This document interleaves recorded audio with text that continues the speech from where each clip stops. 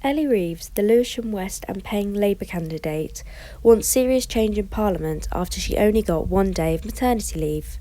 The general election brought her immediately back to work, cutting her planned year off very short. I got the chance to speak to Ellie about these issues and her own experience running up to the election. I started my maternity leave. I was planning on working up until my due date, but anyway, I ended up sort of thinking, right, I'm just going to start my maternity leave now. I was huge and was really uncomfortable and couldn't make it up into Westminster. So I thought I'll start my maternity leave, and then that night Parliament decided that we were going to have a general election, which I voted for by proxy, and the next day I was back at work on the campaign trail, and then was campaigning right up until he was born. I did make sure that I always had my hospital bag in the boot of the car wherever I went. So when I was out campaigning, and he was overdue. So I was by this stage 9.5 months pregnant. So when I was out campaigning, I always made sure that my hospital bag, all my notes and things like that, were in the boot of the car. So I was sort of not, sort of had everything with me. Politics is inherently unpredictable, and I think you sign up for that a little bit when you put yourself forward.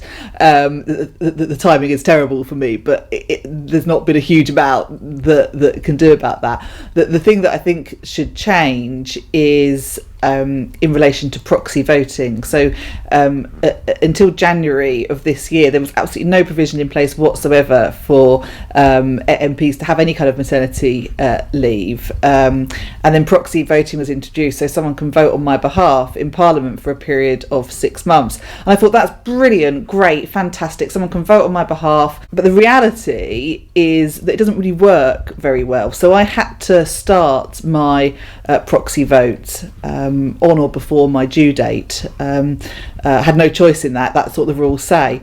And 2 days after my due date, Parliament was dissolved. So I'm not an MP. Parliament's dissolved. I'm out campaigning most days. And nevertheless, the time is ticking on my proxy vote.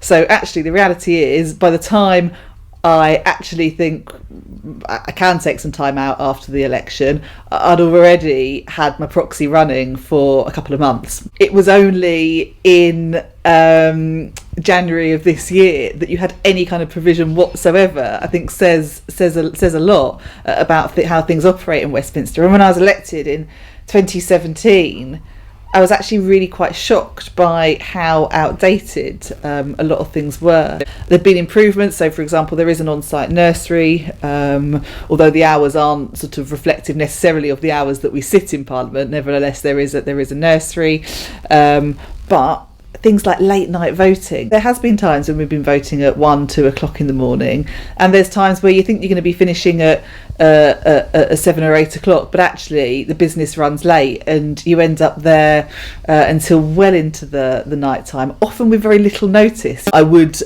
like to be able to take some time out from Westminster and its unsociable hours for a while. It requires more women getting into politics and saying, actually, these changes need to take place in order for there to be, sort of radical change.